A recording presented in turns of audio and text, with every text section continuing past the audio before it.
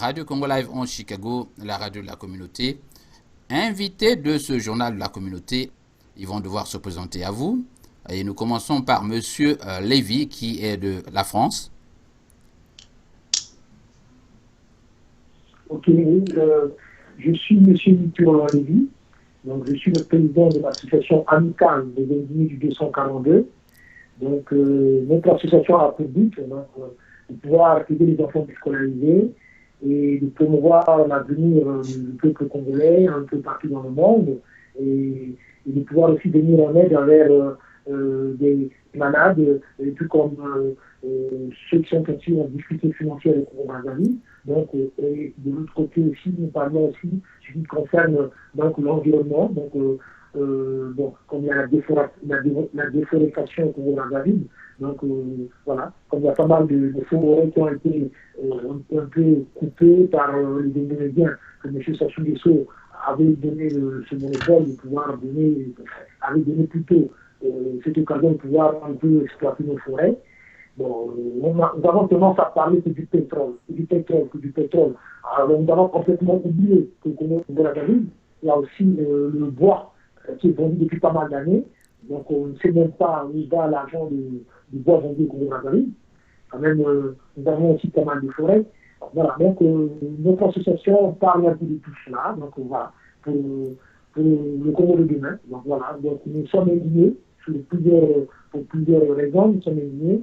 La manière où la gestion des biens publics, donc nous sachons bien que M. Sassou Nguesso, pour moi, c'est pas un président de la République, c'est un chef de clan, parce qu'il pratique le planisme. Donc voilà. Donc le Congo, il y a que du Congo, sont bien privés à lui. Et voilà, donc voilà, nous, l'association amicale des indignés, nous parlons de l'innovation. Et nous parlons aussi surtout sur ce qui concerne les biens mal acquis, parce que vous le savez très bien, chers compatriotes et les amis du Congo-Brazzaville, que M. Sassou Nguesso possède pas mal de villas et d'appartements en France. Lui, rien qu'à lui tout seul, il a 112 comptes. Et donc, sans compter le Titi Nguesso, qui fait surnommer Titi le pétrolier.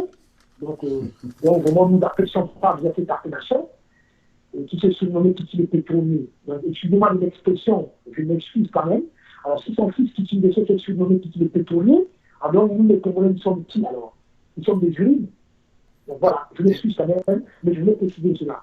Oui. Alors, quand nous voyons les gars de Nguesso, la manière dont ils dépensent l'argent public, donc voilà, nous sommes vraiment indignés et voilà, nous dénonçons cela. Donc l'association amicale des indignés, dont je suis le président, M. Mitterrand Lévy, nous défendons donc les valeurs de la République du Congo, mais quand on parle de la République du Congo, de la réelle République, parce que pour nous, le Congo ne vit plus depuis le 1997, quand le dictateur assassin voleur, M. Sassou Nguesso, avait fait son coup d'État, dont nous l'avons surnommé l'homme de coup d'État, parce qu'il a toujours été à l'origine du coup d'État qui a eu lieu au Congo-Brazzaville. N'oublions pas qu'au Congo-Brazzaville, le seul pays au monde où on avait pris des humains, on avait mis dans les conteneurs et on avait jeté dans le fleuve. Congo-Brazzaville, seul pays au monde où on avait enterré vivant le cardinal Émile Dienda. Sans oublier le président Marien Wali qui avait été assassiné, sans oublier le président Massamba Deba qui avait été assassiné, donc jusqu'à présent le corps n'avait jamais été retrouvé. M. Sassou Nguesso doit se justifier de toutes ces crimes commis au Congo-Brazzaville. Bon, oui, M. Roland, nous reviendrons sur... Allô? Nous reviendrons dans les détails sur votre action. Je voudrais que vous fassiez la lumière sur d'abord l'identité de votre mouvement. Nous avions appris qu'il y avait finalement deux associations qu'on appelle 242 à Paris. Est-ce que vous pouvez, pour la gouverne des auditeurs, nous dire si vous êtes le groupe authentique 242? Voilà, ça tombe bien de pouvoir me poser cette question parce que je vais vous apporter une certaine clarification sur ça. Donc, il n'y a pas deux associations, amicales de 242, il n'y en a pas deux. Donc, il y avait M. Hugues Golondéré, qui n'est plus autre que le beau-fils de M. Sassou Nguesso. Donc, M. Hugues Golondéré qui est arrivé sur la place de Paris. Donc, sa mission, c'était de diviser l'association amicale des indignés. Bon, voilà. Donc, il y avait les corrompus qui étaient partis voir M. Hugues Golondéré à l'hôtel Sofitel. Donc, ces corrompus qui avaient reçu l'argent de M. Sassou Nguesso, via par M. Hugues Golondéré, donc on les avait d'abord donné 5 000 € en espèces. ceux-là ont été virés, bannis de notre association. Ils sont... Pourquoi? Est-ce que monsieur Onadia, s'il vous plaît... On va s'appeler au Kakagel, pourquoi? C'est un parent, il m'a beaucoup aidé. Allez-y.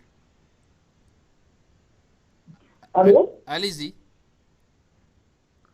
D'accord. Donc, je disais, il n'y a pas deux associations amicales de 242. Donc, ceux-là ont été bannis, ils ne sont plus partie de notre association. Mais, et en plus de ça, ils n'ont plus le droit, depuis ça longtemps, ils n'ont plus le droit de pouvoir utiliser le mot amical de 242. Parce que le nom nous appartient, nous avons acheté le nom, donc par le biais de l'INPI. l'INPI, donc c'est une association de protection des marques. Nous l'avons déposé, donc le nom nous appartient. Alors, leur but à eux, c'était de faire en sorte que cette association ne puisse plus exister. Donc, c'était le but de M. Sassou Nguesso, via par M. Hugues Bolondé, qui l'avait mandaté. Et il était arrivé sur la place de Paris, donc il avait corrompu ceux qui nous avaient trahis, donc ces têtes, qui sont partis avec eux. Donc, il n'y a pas d'association amicale de 242. Donc, voilà. Donc, ici, le président, et ici, le propriétaire de ce nom. Le nom nous appartient. Donc, il y avait M. Hippolyte qui est arrivé sur la place de Paris pour corrompre ces traîtres qui avaient reçu l'argent, 5 000 euros. Donc, certains sont partis à Brazzaville. Hein. Certains de ces traîtres-là sont partis à Brazzaville. Bon, et après, quand ils avaient sué leur coup, M. Sassou Nguesso avait envoyé M. Osiala, Sylvestre. Parce que nous, on parle de peuple du dominant. M. Osiala Sylvestre, qui est un honorable député, qui est arrivé sur la place de Paris, ou encore... Alors, je peux vous aider dans le débat. Allô? Oui, on vous écoute, mais vous Allô? faites... Oui, Allô, Denis? J'ai dit, on est déjà dans le débat ou bien dans les présentations, parce que là, on dit que le débat a déjà commencé. Oui, vous perturbez, le débat. Là. Vous nous perturbez. Oui. Moi? Donc, je peux ici, les présentations ont déjà eu lieu, donc là, on est sur le débat. Là. C'est la question qui m'a été posée. La question, c'est de savoir s'il y a deux associations amicales des individus. Et je suis en train de répondre par rapport à cela. C'est très important. Bonne question que vous m'avez posée, parce qu'il n'y a pas deux associations. Il n'y a pas deux associations. Donc, ceux qui nous avaient trahis, qui étaient partis recevoir de l'argent de M. Sassou Nguesso, via par M. Hugues Bolondé, ont été purement simplement exclus de cette association. Donc, ils sont partis faire une vidéo. Jusqu'à présent, la suite, vous la connaissez, parce que s'ils se permettent encore de par le nom de l'association, ils seront traduits en justice. Il n'y a pas deux associations amicales de 242, cela n'existe pas. Donc, ce n'existe pas, voilà. Donc, voilà. C'est les gens qu'on avait exclus de l'association qui ne font plus partie de notre mouvement. Ok, merci, monsieur Roland. Je rappelle que nous recevons à ce journal de la communauté monsieur Roland Lévenitou, Victor Onadia, notre ami Richmond Kumba, ici à cette émission, et nous parlons des élections en République du Congo. Alors, monsieur Victor Onadia, c'est à vous. Ok, moi, bonjour, je vous remercie déjà pour cette initiative, car en tant qu'acteur aussi de la société civile, je pense que la radio Congo Live est une radio vraiment que j'encourage beaucoup. Et je ne veux pas être très long, mais je vais essayer de faire une description un peu synthétique de ma modeste personne. Je suis le docteur Victor Nadia, je suis enseignant-chercheur. J'ai aussi milité dans beaucoup d'organisations de la société civile en Afrique, telles que le FLACLA, c'est un forum pour la gouvernance locale pour les pays africains. Je suis aussi le représentant du RIS, qui est le réseau international pour la validation de l'enseignement supérieur, qui est composé d'un certain nombre d'enseignants-chercheurs qui sont présents dans 77 pays.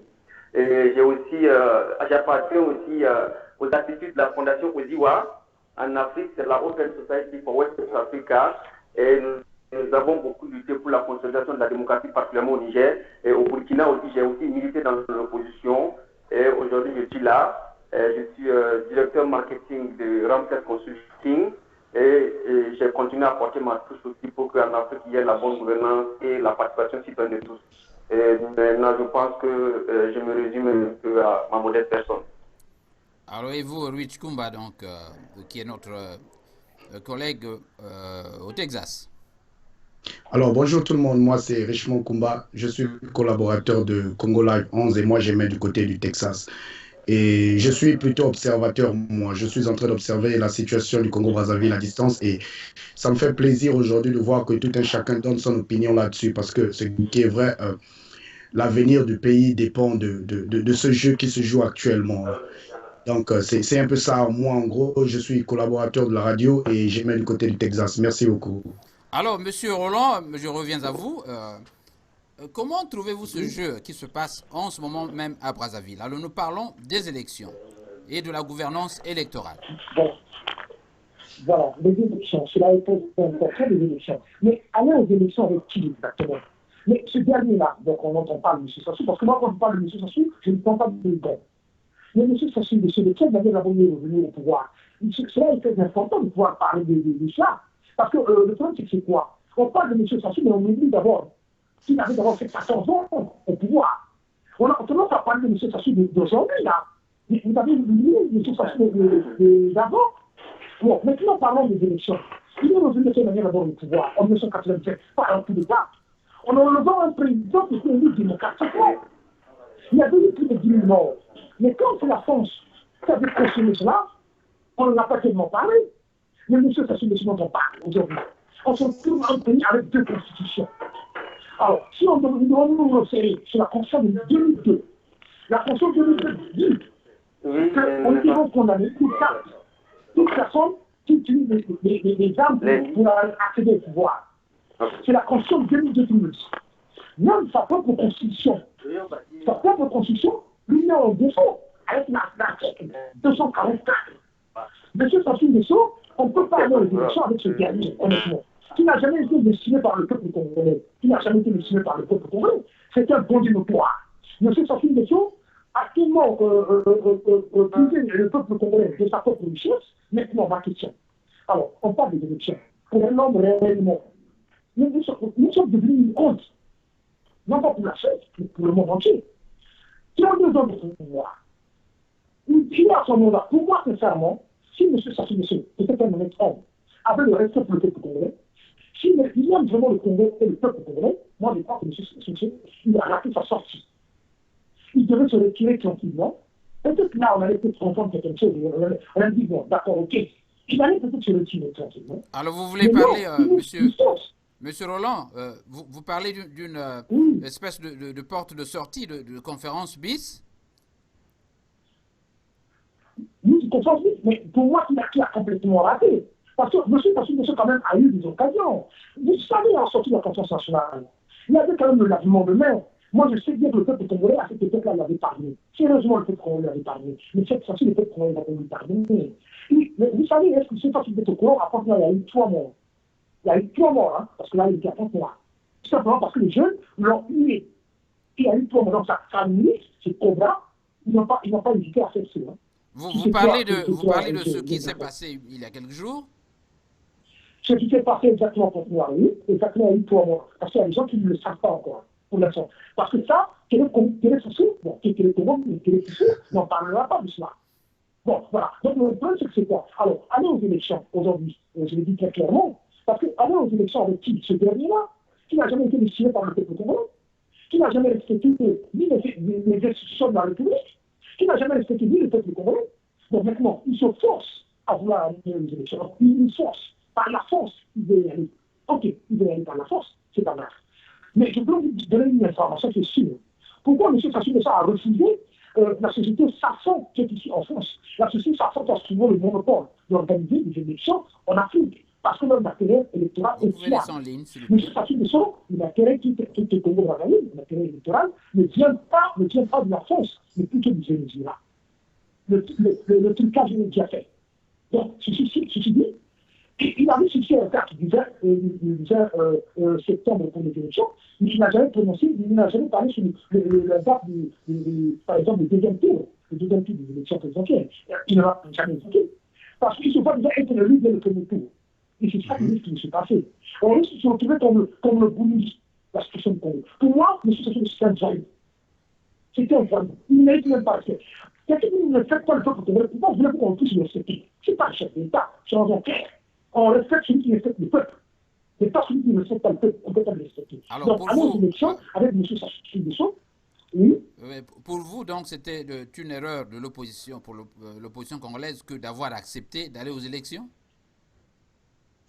Voilà. Bon, une bonne question. Quand je me trouvais à la CPI, j'avais répondu j'avais interpellé M. Parcekela, M. Konchonsa, M. Takimabiala, Mme Mounaï. Je leur avais demandé, ça veut dire ceci. Alors, accepter d'aller aux élections, ça veut dire accepter le référendum de M. Sassou Nguesso.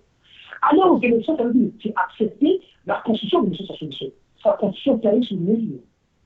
Parce qu'il sait bien de quoi donc s'il se repose. Je crois que nous avons, Voilà. monsieur... Donc, pourquoi aller aux élections? Excusez-moi, monsieur. Accepter aller aux urnes, hein, tout simplement. Moi, je trouve que c'est un acte de courage. Un acte de courage. Parce que si nous n'avions pas, si l'opposition n'avait pas présenté des candidats à la prochaine, hein, aux élections, ça voulait dire qu'on faisait ce qu'on a fait pour le référendum en octobre dernier. C'est ce qu'on a toujours fait depuis 2002, je crois. Depuis 2000. Voilà. C'est-à-dire qu'on lui donne le quitus. Ne pas. La chaise vide, c'est ça le problème. Êtes-vous de cet avis, monsieur Roland Nitou? Oui, mais ça dit que moi, je peux vous expliquer. Bon, ça dit qu'il y a un point très important parce que c'est ce qu'on est en train de le voir. Pour moi, honnêtement, c'est ce que j'ai dit, c'est très important de dire sur ça. Accepter d'aller aux élections, c'est comme j'ai dit tout à l'heure, c'est accepter le référendum et sa constitution. Mais le problème, c'est pas. Avec ce dernier-là, M. Sassou Nguesso, si j'ai bien comprendre, si l'opposition, M. Kassima Diarra, au Congrès syndical et tout ce monde-là en Mali, qui n'était pas prononcé dans le sens d'aller aux élections, M. Sassou Nguesso allait dire, bon, comme ils ont refusé les élections, je vais aux élections, et pour ça plutôt, il allait dire, oui, j'ai gagné le premier tour, et il allait susciter cette mascarade en disant, oui, parce que les commis, les placés, les minorés ne sont pas partis aux élections. Donc voilà, je suis parti, donc M. Sassou Nguesso allait partir avec, bon, disons, des faux opposants, voilà, et de là, il allait justifier ce. Bon, moi, je crois que maintenant, puisqu'on est arrivé à ce stade-là, oui. Ok, nous savons bien que la tricherie est déjà là, elle est déjà faite par les. Maintenant, pour cela, c'est des élections présidentielles dès le premier tour. Alors, monsieur Victor Onadia, vous revenez là, on voit sur l'écran là. Nous parlons de la gouvernance électorale, nous parlons de notamment des opérations électorales telles qu'elles s'organisent au Congo. Est-ce que vous pensez qu'elle répond, Onadia? Monsieur Onadia? Monsieur Onadia, nous avons perdu Monsieur Onadia, on a des problèmes techniques. Monsieur Onadia, bon voilà, bon, est-ce que Monsieur Germain Bindika, vous pouvez répondre à la question, est-ce que vous pensez que les choses telles qu'elles se passent répondent aux critères de l'Union africaine? Écoutez, c'est un acte de courage que l'opposition a montré. Allô? Le Oui. fichier électoral. Oui. Oui, alors je suis mon frère, je suis. Oui. Mais nous avons manqué de temps. Il nous a pris de court. Mais il y a 2 jours. Il y a 2 jours, le général Moukoko a exigé le report du scrutin. Est-ce que ça va être accepté? Monsieur Nitou, le général Moukoko a exigé le report du scrutin il y a 2 jours. Alors, qu'en pensez-vous? Oui, voilà. Et parce que tout simplement, le général Moukoko, dont j'ai apprécié qu'il a pu comprendre, parce que le problème, c'est quoi? Le message qui venait de notre part, nous, l'association amicale de 242, c'est nous qui l'avons déclaré donc, au salon de l'agriculture. C'est moi qui l'avais dit. C'est moi qui l'avais dit. Et j'ai même dit, j'ai passé le message à tous nos opposants. C'est moi qui avais dit. C'est moi qui avais parlé de cela. Donc, le message, donc, je suis bien content que le général Moukoko aussi a suivi ce que j'ai pu dire quand j'étais au salon de l'agriculture. Quand je dis la manière de l'organisation des élections, parce qu'il a remis quand même en cause pas mal de choses, le général Moukoko. C'est pas pour lui qu'il a demandé le report. C'est qu'il y a des bonnes raisons. C'est pour ça que, parfois, ces bonnes raisons, c'est pour ça qu'il a demandé le report. Donc, moi, je crois que mon message a été bien entendu au niveau des Barbaries. Donc, le problème, c'est que même le général Moukoko a appliqué vraiment de la fiabilité des organisateurs des élections. Donc, il a appliqué de la fiabilité de tout cela. Donc, voilà, ça a été mis en cause. Parce que le problème, c'est que c'est quoi? Parmi les questions. Pourquoi M. Sassou Nguesso, comme je l'ai dit tout à l'heure, a refusé la société, l'entreprise Sasson pour le gérer? Et on connaît bien la fiabilité de cette entreprise qui dépend du métier de l'intérieur essentiel. Donc pourquoi il a refusé cela? Aller prendre les Vénézuéliens pour venir organiser les élections qu'on va gagner. Donc voilà. Mais parce que vous avez des preuves de tout ce que vous affirmez, M. Roland Nitou? Mais vous savez, le pétrole du Congo, bien sûr, moi, bien sûr, je vous le dis, je vous dis encore autre chose, je vous informer. Vous savez, le pétrole congolais actuellement est vendu au Venezuela, mais pas tout de suite, point noir, direction Venezuela. Voilà là comment ça se passe. Direction Venezuela. Et je peux vous donner encore des arguments, parce que quand il s'agit ils sont en train de m'entendre, quand même, les CRC sont en train de m'entendre. Ils savent bien quand je parle de l'entreprise de la SNPC. La SNPC, donc, le siège se trouve en Suisse. Donc, on sait bien qui est derrière tout ça. C'est bien tout le vaisseau. C'est bien tout c'est bien rendu au Venezuela. On sait pour plusieurs raisons. Donc, voilà. Donc, le général, il a parlé de cela, c'est parce qu'il est bien au courant. Il est bien au courant. Donc, on sait bien ce qui se cache derrière. Le bloc d'Italie, c'est le seul élu et M. Sassou Nguesso dès le premier tour. Dès le premier tour. Dans leur maboum qui s'est mis en place, c'est ça le d'Italie. Maintenant, c'est le général a pu déclarer cela, parce qu'il a aussi des éléments lui-même qui va amener à déclarer ce qu'il a déclaré le général du Congo. Donc, moi, je crois que le message a été bien compris au niveau de la famille. Oui, M. Germain ou Kumba? Nous avons perdu. Monsieur... Oui, en fait, moi, je ne pense pas que ce soit une question. Je pense que je vais dans la même direction que M. Germain, qui nous dit que ce qui est sûr et certain, la machine à tricherie de Denis Sassou Nguesso a déjà été lancée.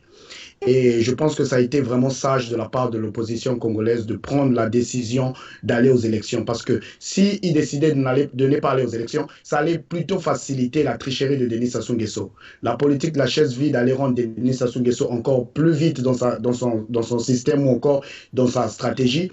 Mais je pense que le fait aujourd'hui que tout le monde s'est présenté, c'est un peu cette difficulté qu'il a aujourd'hui. Et ce qui est vrai, il est en train de tenter un passage de force. Là, ça, c'est inévitable. On est en train de voir les choses. Mais ce qui est vrai, avec la présence de tout le monde derrière lui, je trouve que ça sera beaucoup plus difficile pour lui de se jeter dans cette tricherie que si jamais ils avaient décidé de pratiquer la politique de la chaise vide. En fait, je partais un peu dans le même sens que M. Germain qui disait que c'était... En fait, je salue vraiment l'initiative de l'opposition congolaise aujourd'hui qui a pris cette décision de participer à cette élection, même quand on sait que les conditions ne sont pas réunies ou encore la manière dont les élections sont organisées, c'est pas du tout fiable. Ça ressemble au PCT, ça, la stratégie du vol et de la tricherie. Monsieur Onadia? Monsieur Onadia? Oui, Monsieur Germain, allez-y. Il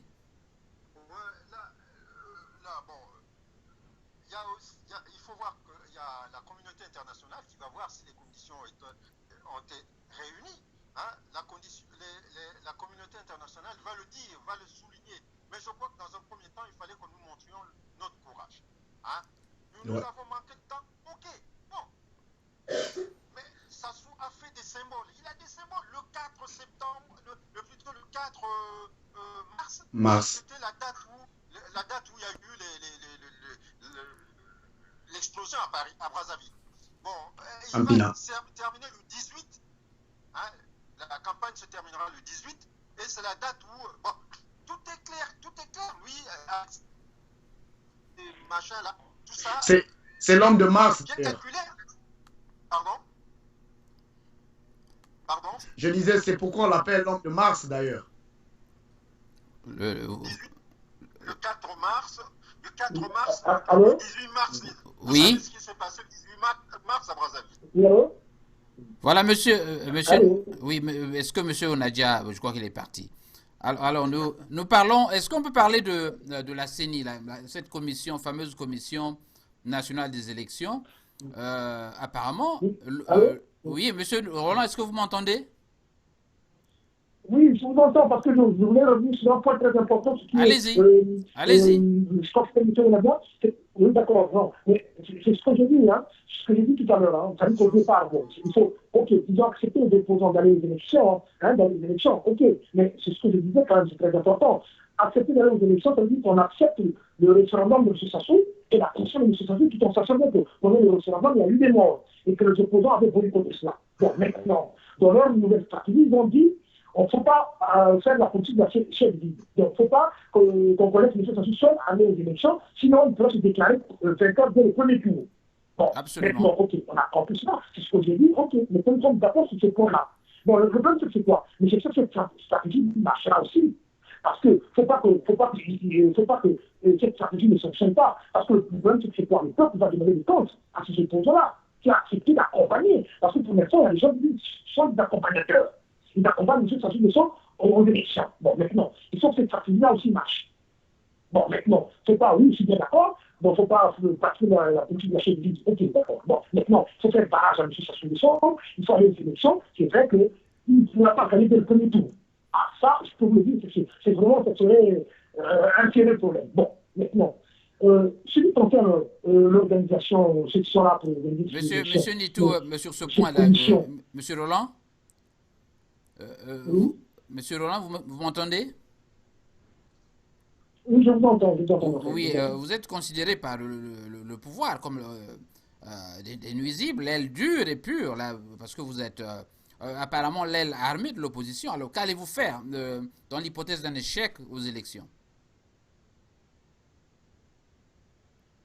Je n'ai pas entendu, je n'ai pas bien entendu. Je n'ai pas entendu votre question.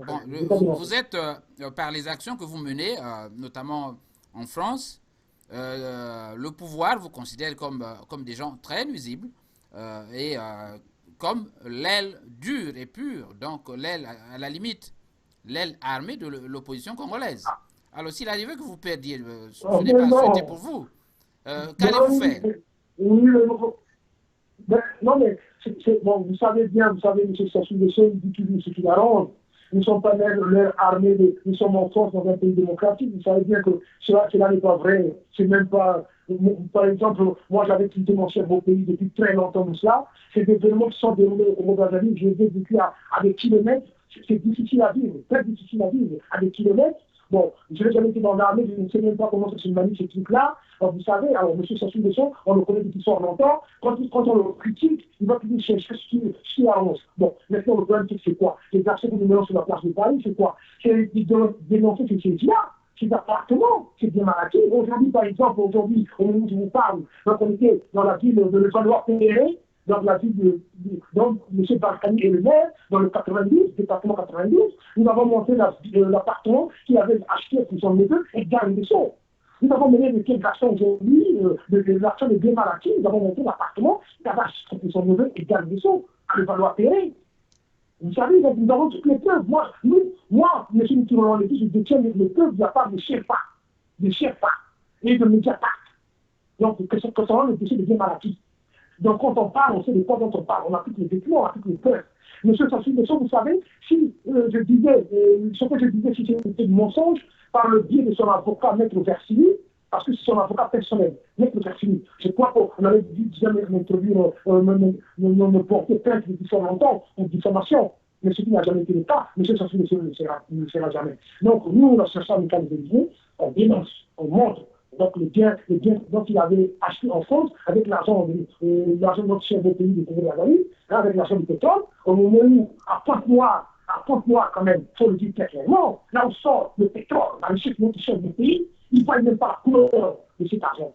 Dans les hôpitaux, deux malades dans un seul lit, et quand nous dénonçons cela, nos enfants même qui sont assis à même le sol, qui n'ont même pas de dons. Alors, sincèrement, je peux vous dire, M. Sassou Nguesso, je crois que vous devez quand même se taire, excusez-moi l'expression, mais je crois que c'est ça. Bon, maintenant, les personnes que nous menons sur la place du pays, voilà. Pourquoi nous sommes organisés à ce point-là? Nous, les Congolais, ne sommes pas violents, nous, les Congolais. Nous ne sommes pas violents. Pourquoi il y a eu des actions à l'ambassade? C'est tout simplement pour dénoncer, pour dire qu'on ne parle jamais du Congo-Brazzaville. Pourquoi on ne parle jamais du Congo-Brazzaville? Pourquoi on parle des autres pays, mais pas du Congo-Brazzaville? Parce que M. Sassou Nguesso est là pour tout le monde. On sait bien. J'avais vu à interpeller le Premier ministre Emmanuel Valls. C'est sur YouTube. Vous allez sur YouTube, vous tapez M. Mitterrand Lévy, vous allez voir la manière dont j'avais interpellé Emmanuel Valls, le Premier ministre de France. J'avais parlé de M. Sassou Nguesso, il était gêné. Il ne savait pas quoi dire. Il avait fait du style comme s'il n'avait pas entendu.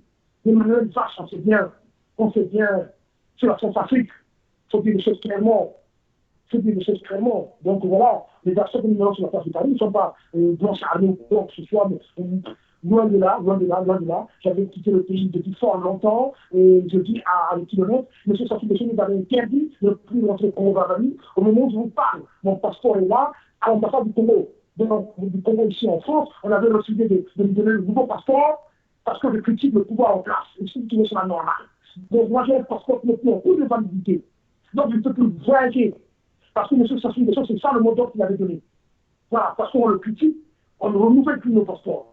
Et donc j'ai un ancien passeport qui n'est plus en cours de validité. Je ne peux plus voyager. Ah, ce que nous vivons en France. Et j'avais pris l'exemple quand je me trouvais à la Commission européenne à Bruxelles. J'avais dit ceci. Est-ce que tu me seras normal? Devant le député européen. J'avais dit, est-ce que cela est normal? Parce qu'il y avait celui là qui avait organisé ce débat pour le Congo d'Angali. J'avais dit, est-ce que tu me seras normal? Un Français, par exemple, qui dit au Congo d'Angali. Il critique François Hollande. Parce qu'il n'a pas critiqué François Hollande et il se présente à l'ambassade de France pour aller renouveler son passeport, on va lui refuser pour dire parce qu'il avait critiqué François Hollande. Est-ce que cela est normal? C'est ce que nous disons au Congo d'Angali. Que cette façon de choses, c'est un honnête homme, sincèrement. Donc voilà, nous, notre association amicale de Guinée du 242, je vous informe encore, nous allons porter une association de ce plainte au tribunal de grande instance de Paris pour détournement des biens publics. Et nous avons toutes les éléments, nous avons tous les preuves.